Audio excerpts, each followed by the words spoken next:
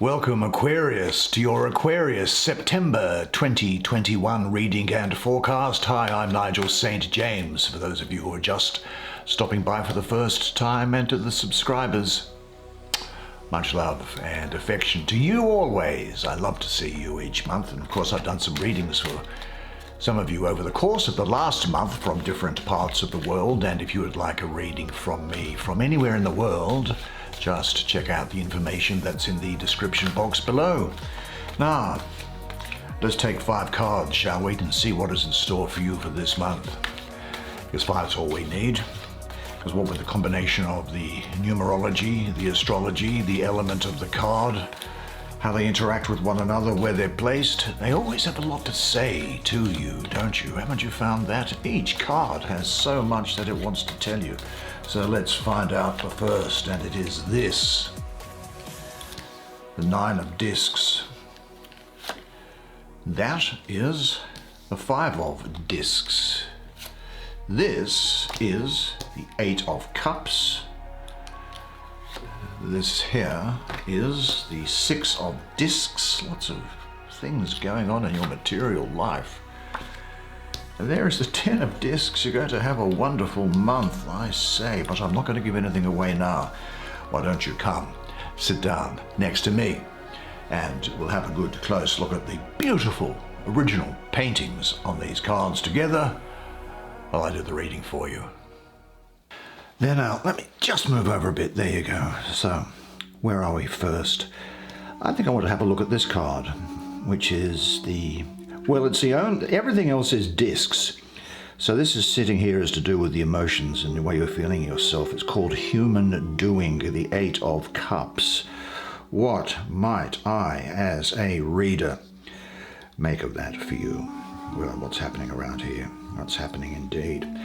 Well, the first thing that I will say is he looks a bit desolate, even though he's obviously well-to-do. He's standing there looking at work as if he's very much like a workaholic. In fact, very often for me, the number 8, which this card happens to be, it also has an association with Mercury, incidentally.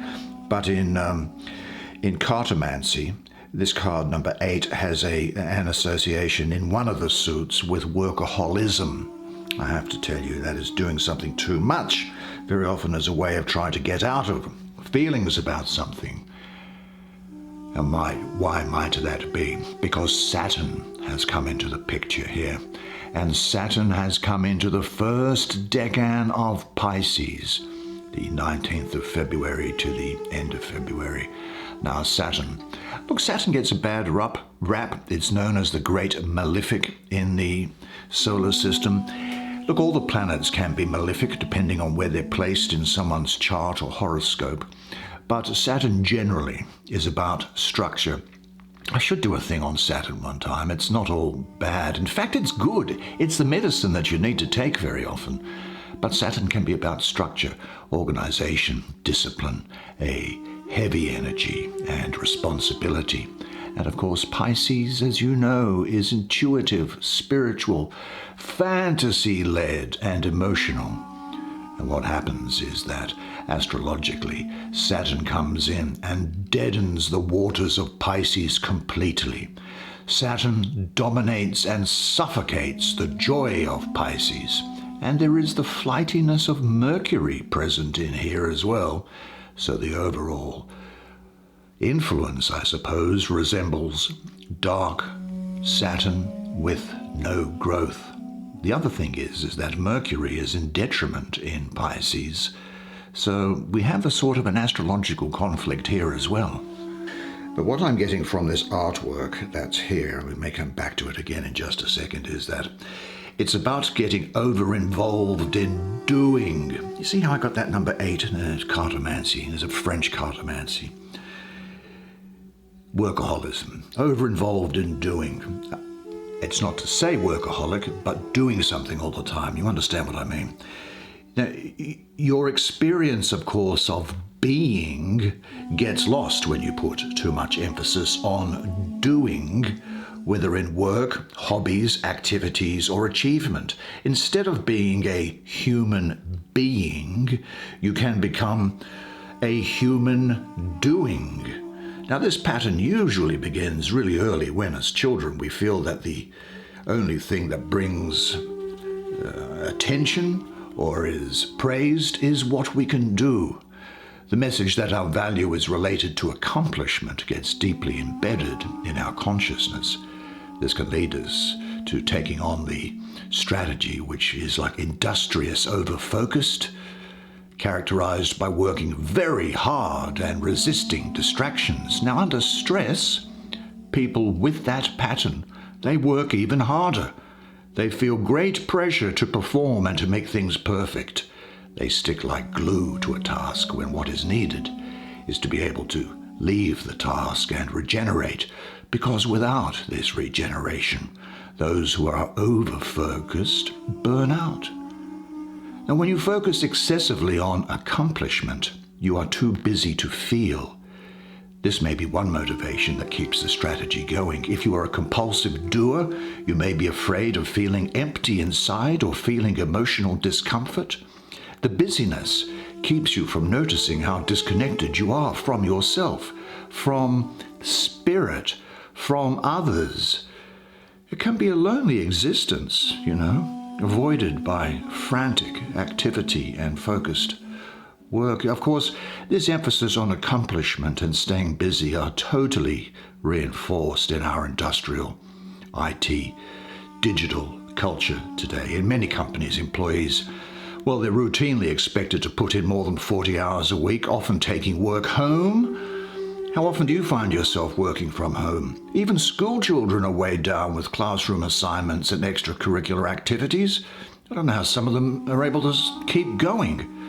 As a culture, we've gone so far into doing that we seriously neglect being. And this can result in a mechanical nature that is portrayed, I think, in this painting here. Here is a man, I think, who feels like a cog in a wheel with a very lonely inner child. So I think it's time for you to set some limits and consider yourself. Really consider yourself now and say no from time to time. That may be an old behavior pattern to always direct your love towards people, for example, from whom nothing comes in return. This can be a sign indicating your fears of accepting love. When people come to mind for you in this context, who are they? Are you ready to dare to set limits and stand by them? In what situations do you hide your true feelings? But say this to yourself: I am a worthwhile human being. I am not defined by the outcome of the work I produce. Then we have all these fantastic cards here to do with standard of living. And what a great month it proves to be for you, as we'll get to in a moment. But there's a moment of doubt for you, Aquarius. What a shock that you should for one moment there have a doubt and be thinking about things and saying, this surely is too good to be true. Well, here, where this card is placed up here, incidentally, above this 10 of discs, this is Mercury ruling the first decan of Taurus, 20th or 30th of April. Now, the speedy and flighty Mercury is weighed down by the slow, heavy, fixed earth sign of Taurus. Now, in this painting here, 5 women participate in a ritual. They place these you see, here they are. There's 1, 2, 3, 4, 5. You'll be able to see them, I'm sure. Now, they place sort of symbols of regeneration on an earthen altar and dance around them, releasing stuck energy, which then rises as a bird into the sky. Now, you can sometimes have worry about the material aspects of life, can't you? You do, in particular. Now, some material aspect, whether it's your livelihood, health, housing, or something like that, it can indicate here that there's some period where there's some frustration going on, or you feel that there's a setback in one or more of these areas, but things are coming really good. Hold the phone. We take the perspective, well, I do, that this suggests that a block in the flow of life-supporting energy, and see this really as an invitation for you to release blocks, just as these women are releasing the blocks here. Now, a number of symbols in this painting support breaking through stuck energy and blocked way of thinkings. The animal symbol for this card is the snake, which represents transformation and regeneration. Now here, the snake appears in a spiral, which is the geometric pattern that illustrates change and unfoldment. One of the reasons the snake is a symbol for transformation is because it repeatedly sheds its skin, outgrowing its former parameters and bounds. In the painting, the snake lies on top of a 5-pointed flower, doesn't it, right? That unfurls in a spiral pattern as new petals emerge from its center. This is a pattern of growth and regeneration which is found throughout the plant kingdom, and pretty well all seashells that I can bring to mind. Now, overlapping the flower is a 5-pointed star, and its form is based on a golden spiral. All these symbols are associated with transformation. This is really asking you to sort of say to yourself, look, where might the energy in my life be a bit stuck, and what can I do to clear it? This may involve rooting out limiting beliefs, expressing feelings, envisioning new possibilities, or taking practical action in something. Now, the good thing is that I think you're ready to look at your situation, your material, your world, how your standard of living as it is, and you now have the opportunity to free yourself by initiating the necessary discussion, either with partners or with yourself. And obviously only clear and open communication will facilitate any forward movement in that area. But ask yourself, in what areas or situations are you not clear and decisive enough? With which people do you need to clarify things? Say this to yourself. I am straightening out my life. I am ready to look at my life as it is and trust in the process of resolving my fears. Now, that process of resolving your fears, of course, leads to wonderful things. And let's have a quick look at this one here for you. This is called The Web of Life. I don't know if there's terribly much I can say about that. Well, we'll see. We'll see. Let's have a look at the image anyway and see what it brings for us. Well, the first thing that I can say is that this is the moon ruling, this time the second decan of Taurus. The moon, though, is exalted in Taurus, which is a good sign. This is really, although it's called the web of life, this is really all about material success, to be quite frank. But the moon, well, the moon is transient in nature, isn't it? It waxes, it becomes full, it wanes, it disappears, then there's a new moon, then it goes from bright to dark and everything in between. Now, the moon likes nurturing and comfort, and Taurus likes material things. So they are well suited to each other for bringing about for you material success. But of course, a success isn't a continuum. See, if I can look at this web here now, just allow me. This spider, for example, if a moth or a fly happens to land in there, that's a success. If one comes in here tomorrow, that's another success. If one goes in there the next day, that's another success. The thing's not laden all the time with millions of flies pouring into it. Success, you understand, is something that you have every now and again, but you will be having a number of successes, I think, in things during the month. So that's great news, isn't it? Because everybody loves success. This external manifestation of the inner with this. Now, I do think that those who are applying for things with the welfare system are liable to have their applications well met. And I think people who are looking for grants or for scholarships, they may well find that now is a propitious time to get to work on getting those things done. And I also think it's a good time for new business. Now, I know it's the middle of summer, really, or it's in summer and just coming out of summer, so people are getting back to work, and it's a good time to do things. There's material success here, the feeling of a sense of prosperity around you. There may well be the opportunity to become involved in a profitable adventure. It's extremely good for people who are involved in selling. Now, you may ask yourself, what do I do? Well, you'll find most of you are actually, in what you do, involved in selling something. You have a sales presence in something. You are convincing people to do something. That's selling, even if you don't have a business card which says salesperson. And I think it's also a time for you to remember the successes in your life and to build on those. Be open to your success now. It is no less than a gift you can learn to accept thankfully and humbly. Real success only comes once you have learned to serve, because success under these conditions enriches all the levels of your being. What does it mean for you at the moment, success? What does it mean?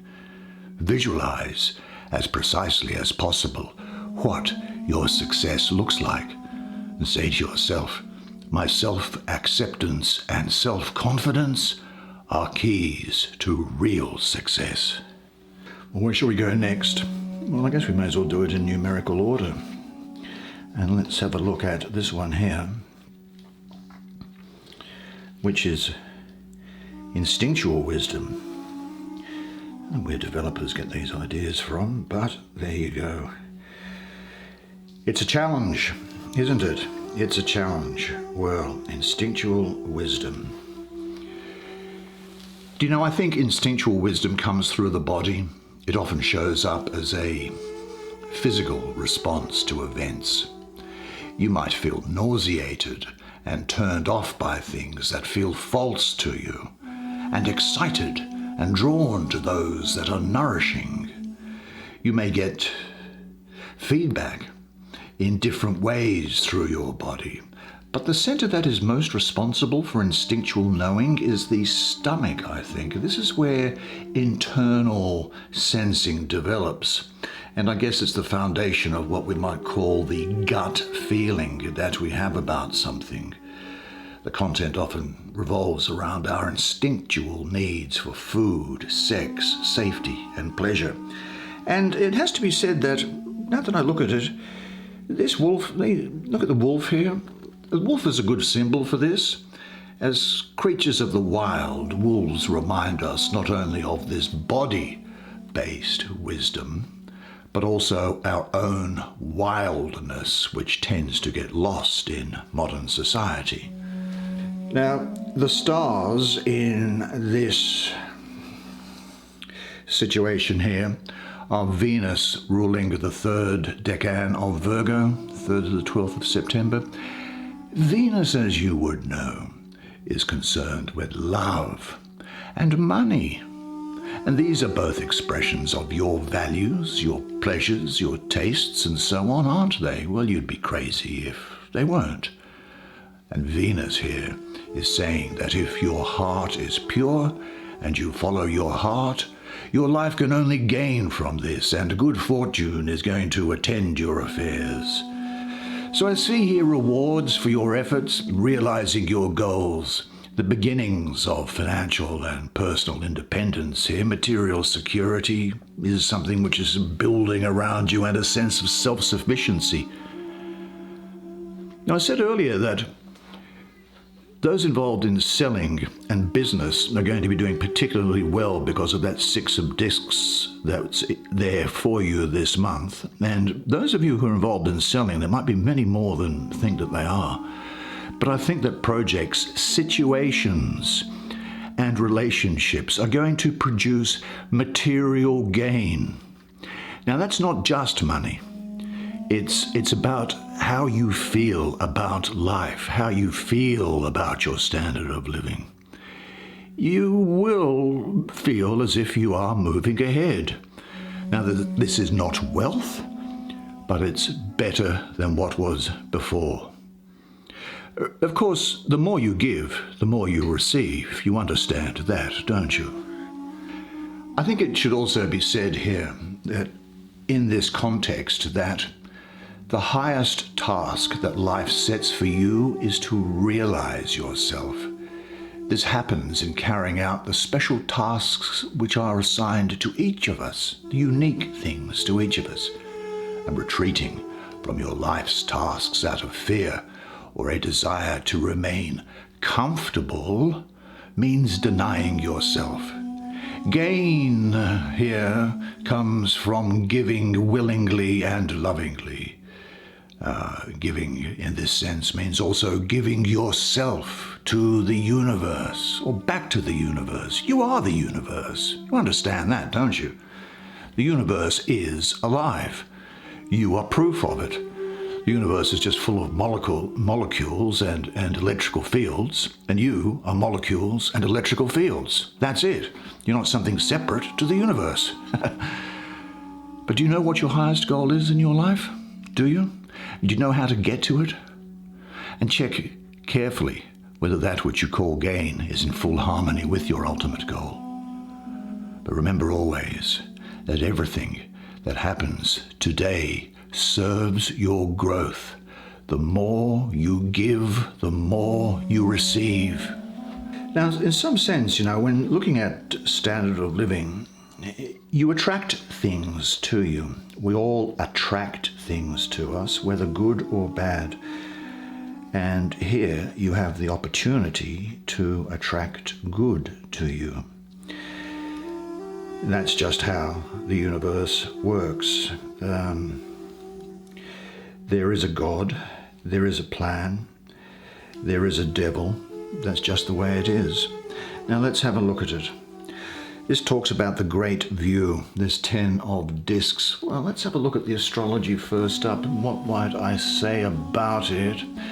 I think that it is really, this is really good for you as well, because this is also Virgo. This is Mercury ruling the third decan of Virgo, 13th to 22nd of September. Now, Mercury, in ordinary astrology, Mercury rules and is also exalted in Virgo. So this is really favorable for you. You'll have good communication skills, which come from Mercury, and good organizational ability, which comes from Virgo. So there really is a coming to you for you to attract success and abundance coming with this card, a prosperity. Might be a small lottery win almost, certainly a supportive and tight-knit family. And for those involved in a family business, I think the family business is going to do well. Looking at this eagle here, the eagle has tremendous range, doesn't it? It can soar to great heights and then swoop down to earth to catch its next meal. Thus, it is the perfect symbol for the both and nature of engaging fully in the details of daily life and keeping a higher perspective. Now, I think what's being challenged here is the notion that in order not to be entrapped by or lost in the world, you must constantly hover above it. I don't think that's right. You need to be involved in the world. The eagle is not some mythical being that lives in the heavens, but it is a bird of prey whose existence is dependent on its ability to grab onto other physical beings and nourish itself. Now, this doesn't chain the eagle to the ground, scrapping around for food. Because it is efficient in hunting and meeting its material needs, the eagle can also soar upwards towards the sun. And I think that this energy here is reminding you that you can do the same. You can engage fully on the plane of Earth and still ascend to the source. And I think that all of this really is depicted in this painting. I think you'll agree with me. The two smaller birds represent engagements in the activities of ordinary life, while the larger bird represents holding to a higher perspective, what the Tibetans actually call the Great View. It is piercing through the world of form and recognizing that which does not die. Now, a person or organization with this perspective is able to function effectively on the material plane, while at the same time staying true to spiritual values. Many are doing this in the realm of business now, creating businesses that serve the planet and promote spiritual values, and yet they are financially successful and they support the people that they employ. Bringing your spirituality into the marketplace doesn't have to mean diluting what you cherish most. It can mean embodying and materializing it. You know, you have attracted to you everyone who is a part of your life. You have created every situation in your life, and you create your own reality. The wealth in your hands is your own to do with what you like. The responsibility is yours, and you are endlessly wealthy. Do you know about your inner wealth? Do you share it generously?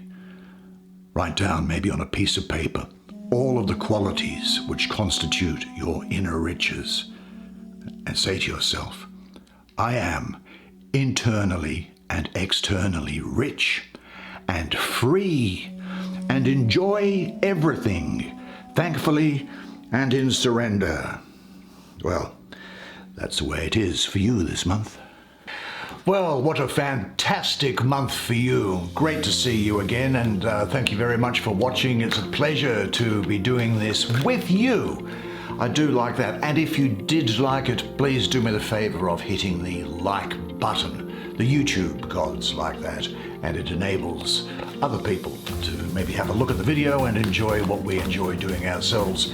This is going to be a good month for you. I think you've got plenty to be looking forward to and things to do. So that has been food for thought, and you get together and remember this, and remember one thing always, and it is that you are a legend. And I look forward to seeing you again next month. So until then, it's bye for now.